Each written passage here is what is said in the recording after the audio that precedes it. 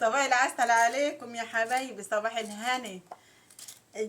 جبنا كرومبي امبارح، كنا في السوق وجبنا كرومبي، جينا ب25 جنيه. قلنا نفسنا ناكله محشي، وعملنا قطعناه واللي طلع منها قلت نخرطه للطيرة ولا حاجة، خسارة ان تسقلي منها اي حاجة. تعمل ايه؟ ومراتي مني وانا بقطعها عملت لي كوباية شاي اهي، قلت نستلى فيها وانا بقطعها اشربها كده بعد الفطار. وقلنا نعمله محشي النهارده وفراخ، عشان بنتي كانت عند حماتي وجايه النهارده بقى قالت تتغدى معاني. ان شاء الله ما تحرم منكم يا رب ولا من دخلتكم عليا يا رب. عملت البصله يا حبايبي، خرطتها وقلت نخدع كده للمحشي.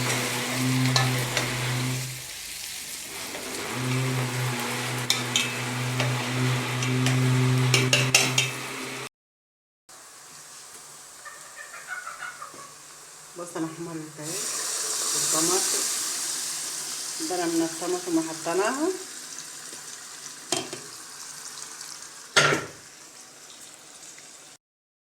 احنا بنحب المحشي بقى حراق شويه.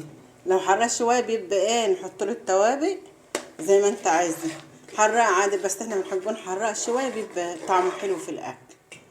التوابل بتاعته فلفل حراق اهو، شويه دقه توم،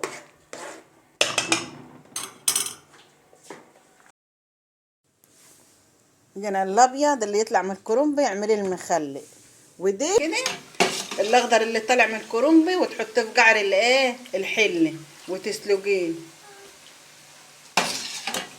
ما ترميش حاجه. الاخضر قوي تقولي لا ده اخضر مش حلو، تحطيه في قعر الحله. خرطت الخضره طبعا المحشي.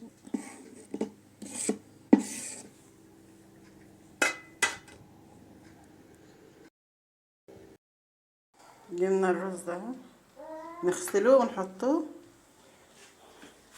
بالخضره، نحطها على التغديه، نحطها على التغديه، نقلب فيها كده عشان تدبق.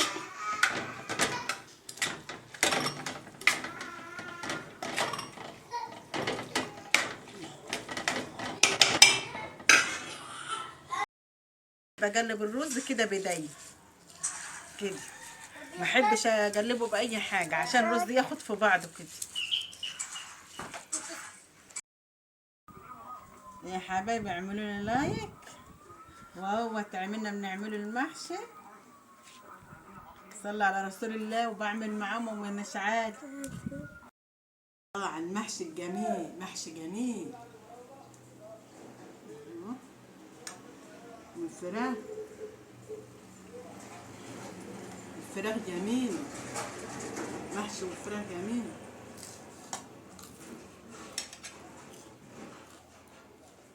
اللهم صل على النبي، صل على النبي.